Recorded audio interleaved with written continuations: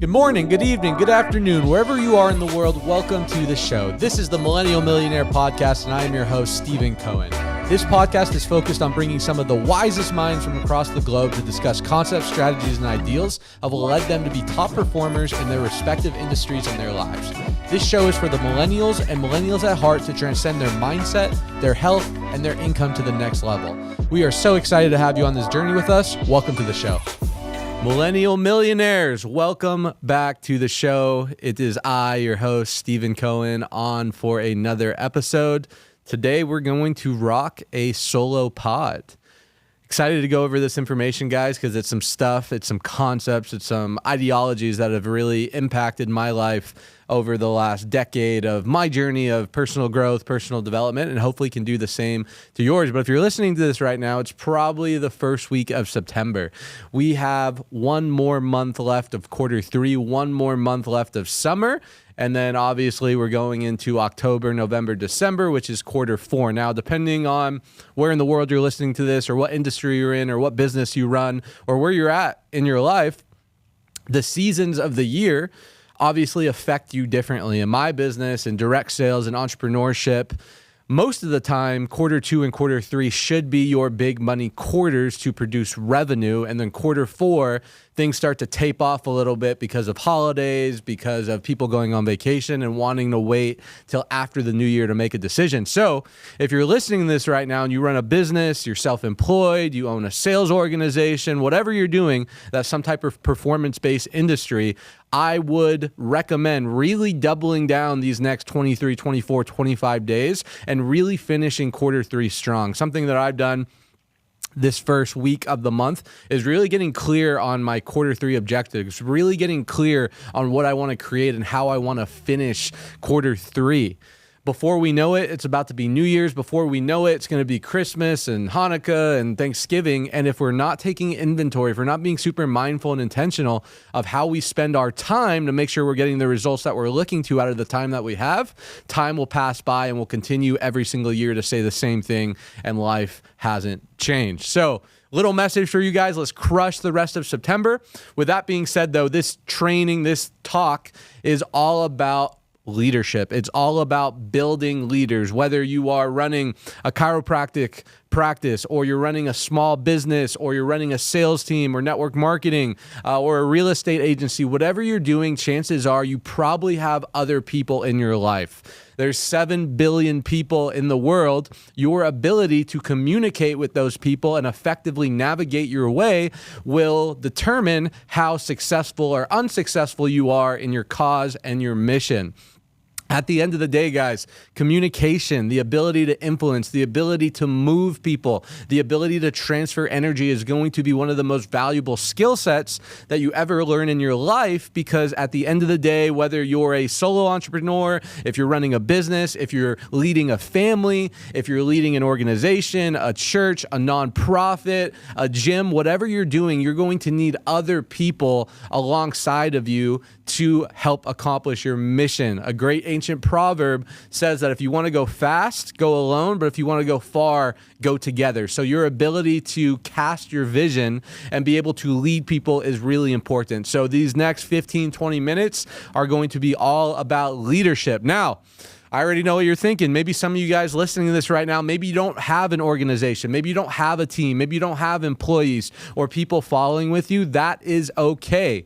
The first person that you need to lead before leading anyone else is yourself. So everything that we're going to go over is applicable to the person that has one employee, one individual or their organization, or thousands of people on how to be an effective leader. Okay?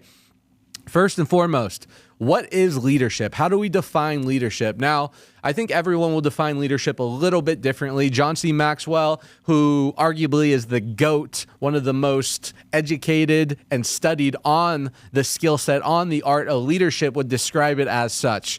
He says that leadership is influence, nothing more, nothing less. Leadership is the ability to get extraordinary results out of ordinary people. I would also argue that leadership is the ability to influence yourself. I relay leadership back to my own character, to my own integrity. Leadership is doing the thing that you say you're going to do, regardless if people are watching you, regardless if anyone is going to get you in trouble or not for doing the thing that you said you're going to do or doing the right thing. So leadership's a very broad concept, guys. We're going to try and narrow it down and give you guys some applicable skills, some applicable psychology into how to be an effective leader, either for yourself, for your employees, for your family, for your community, and for your organization. Okay, let's hop into it. First and foremost, there's a concept called law of the lid. I mentioned John C. Maxwell a moment ago. One of the best leadership books that I've read on the subject is the 21 Irrefutable Laws of Leadership by John C. Maxwell. And law number one is the concept of the law of the lid. And the law of the lid is very simple.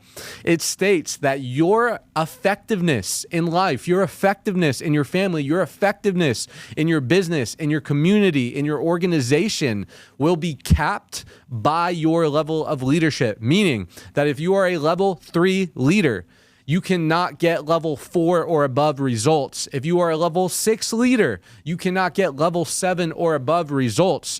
Your ability to go out there and improve your leadership ability. What is leadership? Again, it's influence, it's integrity, it's following through on the thing that you say you're going to, it's putting other people first, it's having enough self-belief in yourself, it's casting a vision, it's all these things.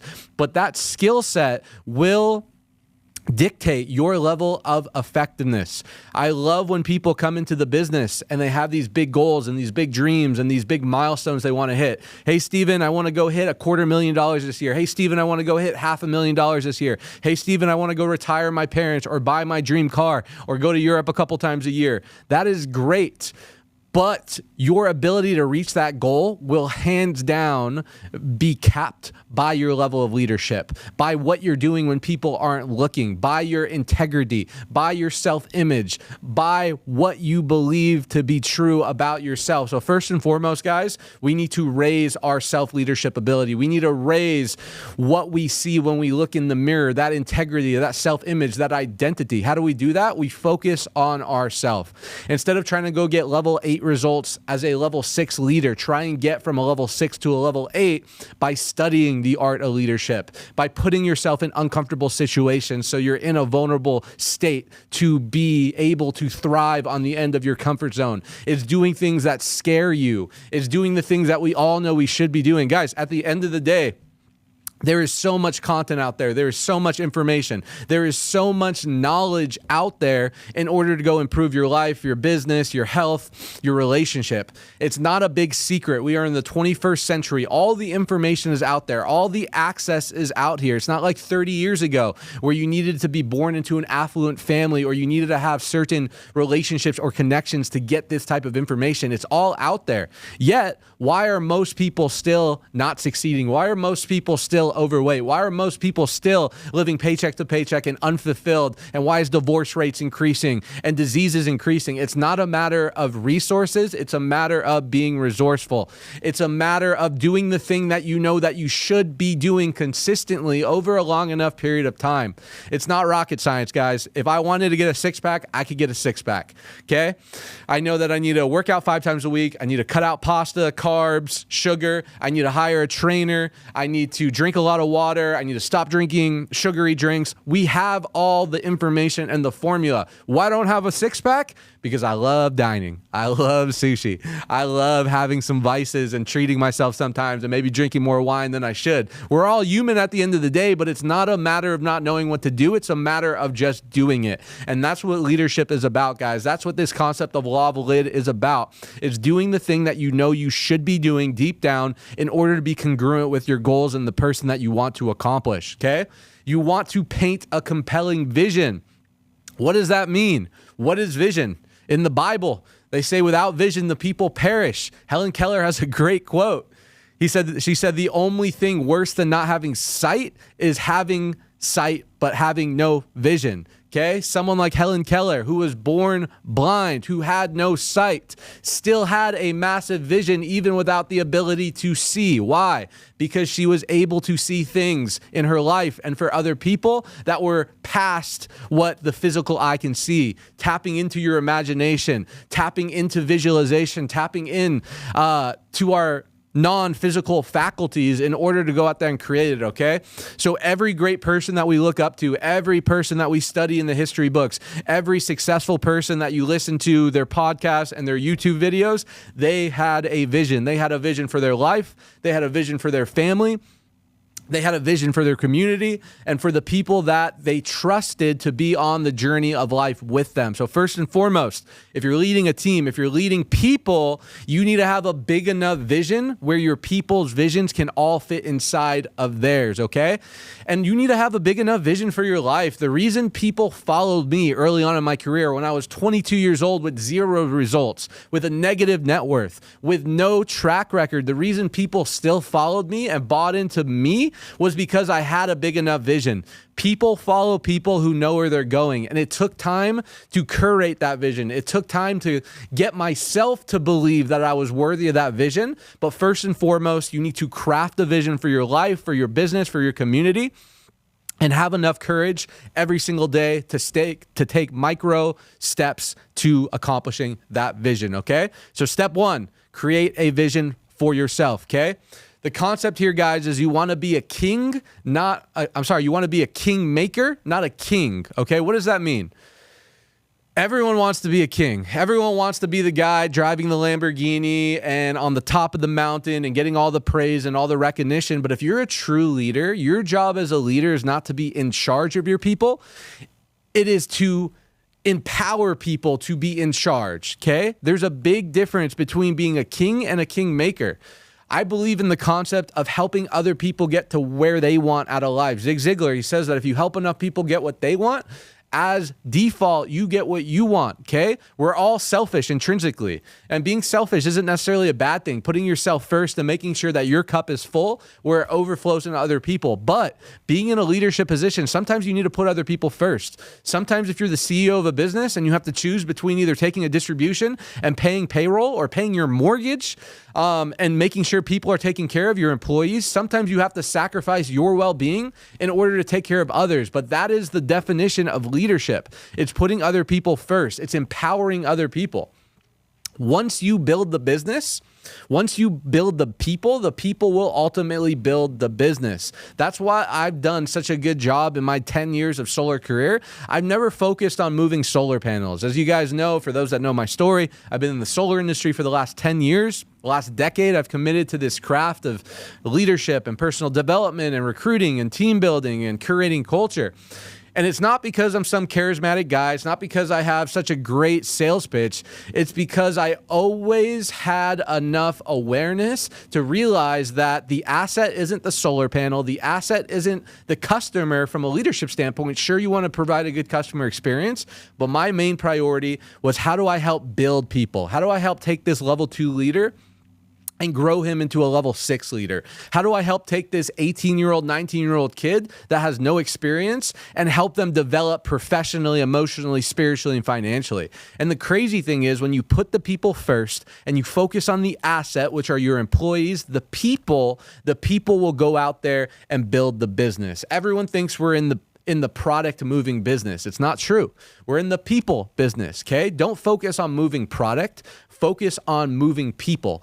People who are moved move product and not the other way around. So focus on being a king maker, not just the king. And as a byproduct, you'll get everything that you want in your life, okay? Step 2, you have to build your brand. You have to be able to enroll people as a leader into your business, okay?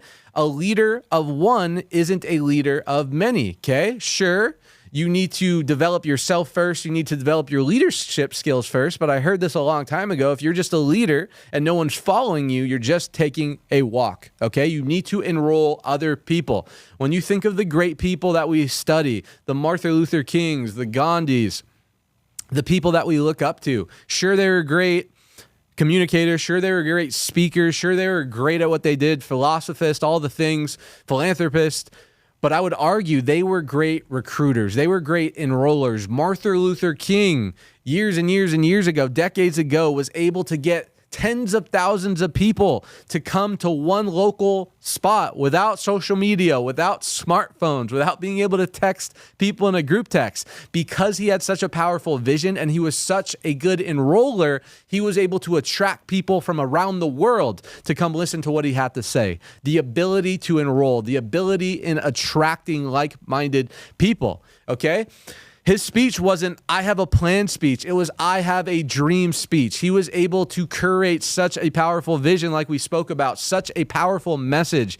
He was an evangelist about his cause and about his mission that people from around the world wanted to hear what he had to say, okay? So we're not all going to be Martin Luther King, but we can apply those principles in our businesses, in our communities, and in our families, okay? So what we're talking about here, guys, is you want to create content. In 21st century, as a social media influencer, as a leader, if you are not creating content for your brand, and if you don't have a company for your personal brand, you are shooting yourself in the foot. Your ability to reach people, your ability to impact people is limited by who knows you. It's not who you know, it's who knows you at the end of the day. That's the whole point I started this podcast. It wasn't to go get a bunch of ad sponsorship or to get, millions of followers. It was really to create consistent content of something that I believe in and put myself out there, put myself in an uncomfortable situation. So like-minded people who believe and think and have the same values that I do would be attracted to go expand my mission, my cause, which is to empower and help other people. Okay, so you need to be able to attract people. How do you be able to attract people to your mission, your cause, your business? You need to become attractive. Okay, you don't want to be the hunter, you want to be the hunted. What does that mean? No one likes the guy that is pitchy. No one likes the guy trying to sell their friends. No one likes the guy that feels like you're trying to get something from other people. You want to have such a great offer. You want to have such a great product, such a great service that you offer, that you create raving fans and that people are attracted to you. They're attracted to your chiropractic. They're attracted to your coffee shop. They're attracted to your solar organization. They're attracted to your network marketing or your real estate or your insurance firm because you're putting out so much valuable content and you live such an inspiring life that people want to know what they're doing, and like attracts like at the end of the day, okay? So you need to create a brand, a personal brand. If you go on social media, there's hundreds of people trying to sell you courses and masterminds on how to create a personal brand. It's not rocket science.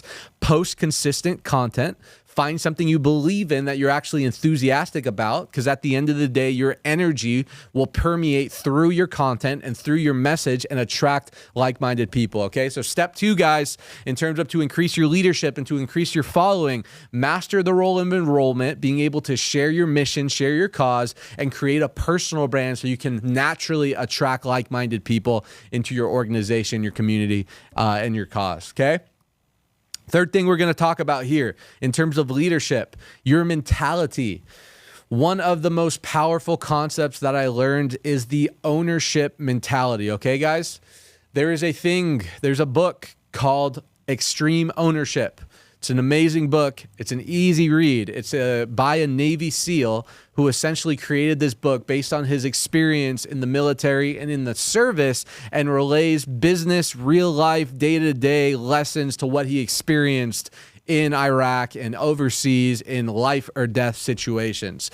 The ownership mentality is one of the most powerful mentalities you can have, because it really does empower you to take 100% responsibility and 100% at cause for everything that happens in your life. At the end of the day, guys, not everything's your fault.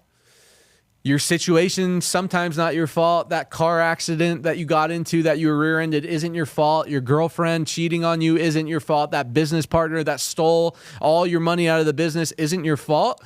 But it is 100% your responsibility in order to do something about it. Just because something's not your fault, it doesn't mean it's not your responsibility. Society, the matrix, 97% of people out there, the reason that the statistics are so bad about being overweight, about being unfulfilled, about being broke and unhealthy, and unempowered, the reason why the majority of people out there feel helpless is because they've given their ability to change something to the government, to who's going to win the election this year, to what's going on with interest rates and the economy, to the family that they were born into, to the schooling system that they were raised in. They're giving their responsibility, they're giving their ownership out to all the external things. And let me tell you something, ladies and gentlemen. You cannot make a shift in your life. You cannot make an improvement in your life if you are still making excuses and playing victim and giving responsibility to anything outside of your internal system. At the end of the day, when you're blaming other people, when you're making excuses, when you're saying why you're not successful and you're holding on to the story on why you're not in shape or why you can't find a successful relationship, you are then giving the power to something that is outside of you. And when you're blaming other things, you then are in a disempowered state and you can't do anything about it. This is the great hack. This is the great secret. What keeps 97% of people unempowered, broke, unhealthy, and unfulfilled. It's because they're not taking full responsibility for everything in their life.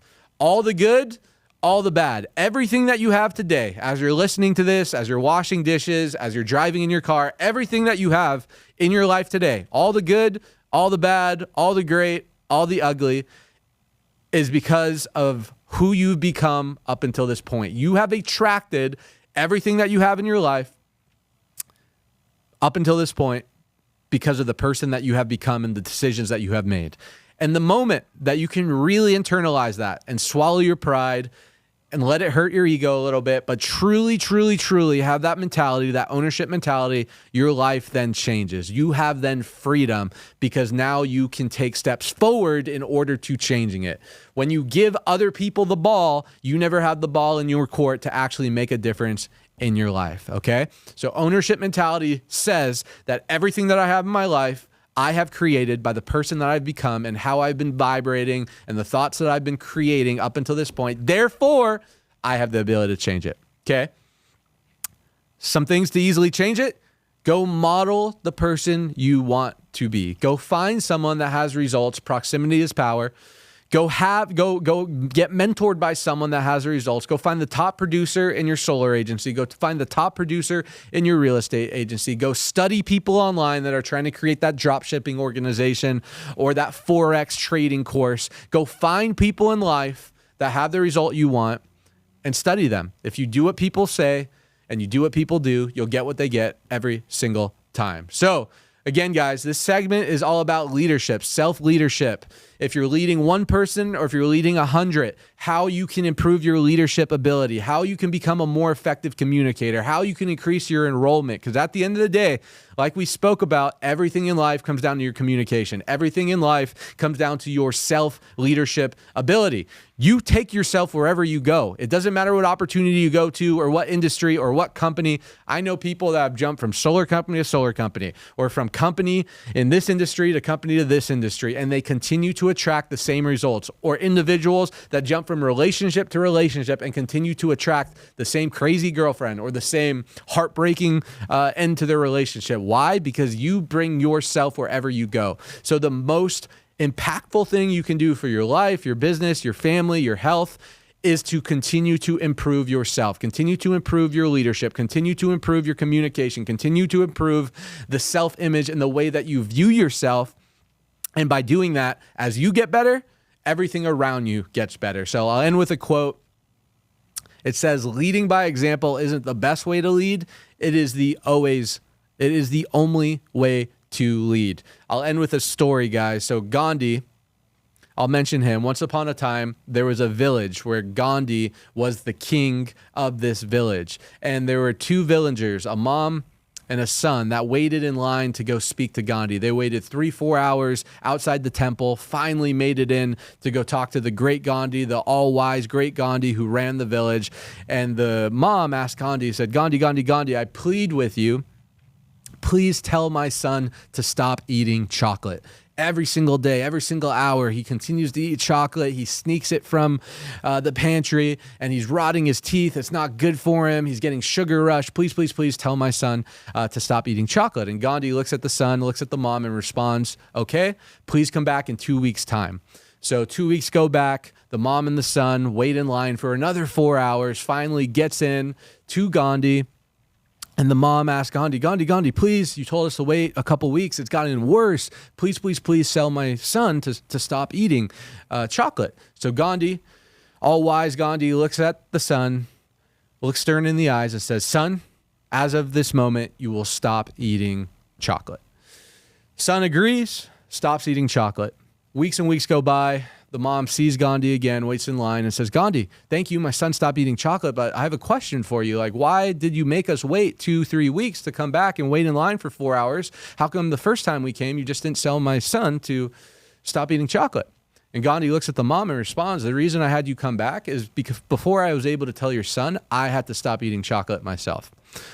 Moral of the story, guys, leading by example isn't the best way to lead. It's the only way to lead. As a leader, as a impactful individual in your family and your community, and if you want to make influence and impact, you cannot have someone do something if you're not willing to do it yourself. You cannot convey conviction. You cannot convey belief. You cannot convey what this opportunity could do for them or how to become a better parent or a better husband if you are not practicing it yourself. Okay? At the end of the day, back to leadership. Leadership isn't you do this. Leadership is we do this. Leadership isn't you make that happen. Leadership is we make that happen. You have to embody, you have to model the characteristics and the results and the ways of being that you want the people around you, the people in your charge, not that you're in charge of, that are in your charge. You have to model that first before you expect anyone else to do it. So that's our segment on leadership, guys. Hope you guys got some value. Again, it is the first week of September when you're going to be hearing about this. Let's continue to crush. Let's continue to elevate. We have about 3 more weeks left of quarter 3 before we go into the holidays. So don't let another year go by and expect and have the same results. Make 2024 the best year of your life. And we'll see you guys on the next episode. Thanks for tuning in.